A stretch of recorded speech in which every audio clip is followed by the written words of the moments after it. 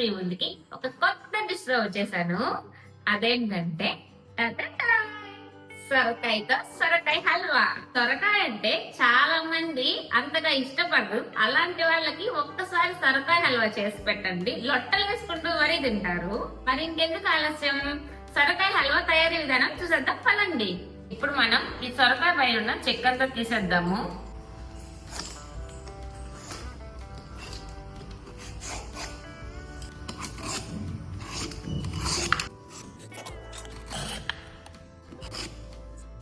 సొరకాయ మొత్తం ఇలా పీల్ తీసేసుకున్నాను. ఇప్పుడు దీన్ని సగం కట్ చేస్తాను.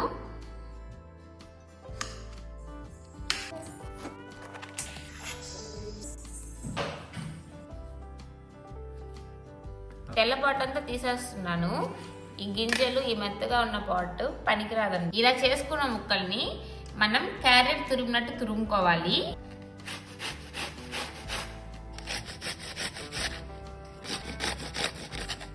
సొరకాయ అంతా తురిమేశాను. 2 కప్పులు సొరకాయ తురుము వచ్చింది. ఇప్పుడు ఈ తురుములో వాటర్ వస్తున్నాయి. ఈ వాటర్ అంతా నేను పిండేసుకుంటాను. పిండేసుకొని తురుము పక్కగా తీసేసుకుంటాను. ఇప్పుడు ఈ తురుముని కొంచెం కొంచెం తీసుకొని ఇలా గట్టిగా పిండితే వాటర్ వస్తాయి. ఇలా కాదు అనుకుంటే పల్చాటి క్లాత్ లో ఈ తురుము అంతా వేసేసి గట్టిగా పిండేసేయండి. వాటర్ అంతా బయటకు వస్తాయి. ఇలా తీసి పక్కన పెట్టేసుకోండి.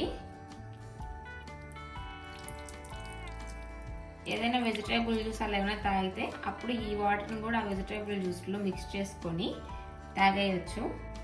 సొరకాయలో వాటర్ అంతా పిండేసుకున్నాను. కడాయి పెట్టుకొని అందులోకి నెయ్యి వేసుకున్నాను. నెయ్యి కాగిన తర్వాత మీకు ఇష్టమైన డ్రై ఫ్రూట్స్ వేసుకొని వేయించుకోవాలి. డ్రై ఫ్రూట్స్ వేగిపోయాయి, తీసేసుకుంటున్నాను. ఎంత మంచిగా వస్తుందో స్మెల్. ఇప్పుడు మనం డ్రై ఫ్రూట్స్ వేయించుకున్న అదే నెయ్యిలో సొరకాయ తురుము వేసేసుకుంటున్నాను.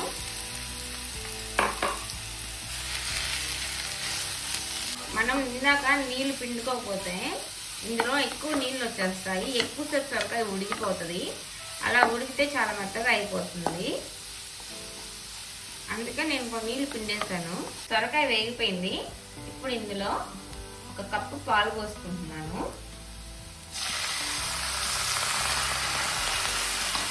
ఈ పాలల్లో సొరకాయని బాగా మెత్తగా ఉడికించేసుకోవాలి.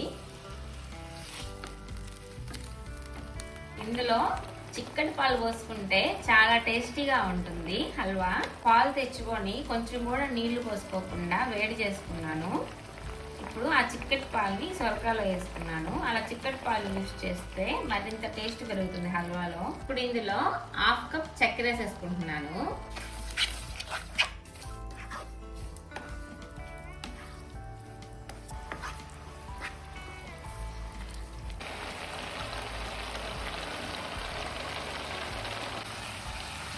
ఇంకా కొంచెం ఈ నీళ్ళని ఇంకిపోయి సొరకాయ అంతా పెనం కంటుకోకుండా దగ్గరికి పడిపోవాలి. మధ్య మధ్యలో ఇలా కలిపెట్టుకుంటూ ఉండాలి, అడుగంటకుండా.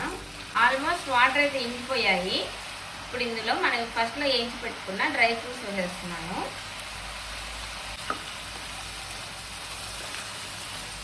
కొద్దిగా అంటే కొద్దిగా గ్రీన్ కలర్ యాడ్ చేస్తున్నాను.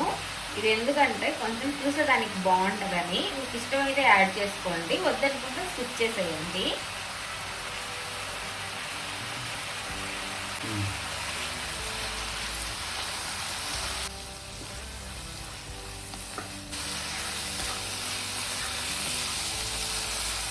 హల్వా అయితే రెడీ అయిపోయిందండి. ఇలా ప్యాన్ నుంచి సపరేట్ అయిపోయి నెయ్యి బయటకు వస్తుంది కదా. ఇలా ఉన్నప్పుడు ఇది మనం స్టవ్ ఆపేసేసుకొని సర్వ్ చేసేసుకోవడమే. టేస్టీ సొరకాయ హల్వా అయితే రెడీ అయిపోయింది. ఇప్పుడు దీన్ని నేను టేస్ట్ చేసి చెప్తాను.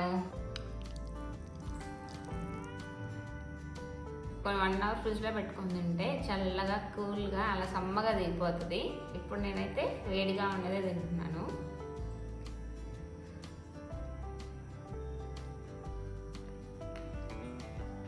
టేస్ట్ అయితే చాలా బాగుంది.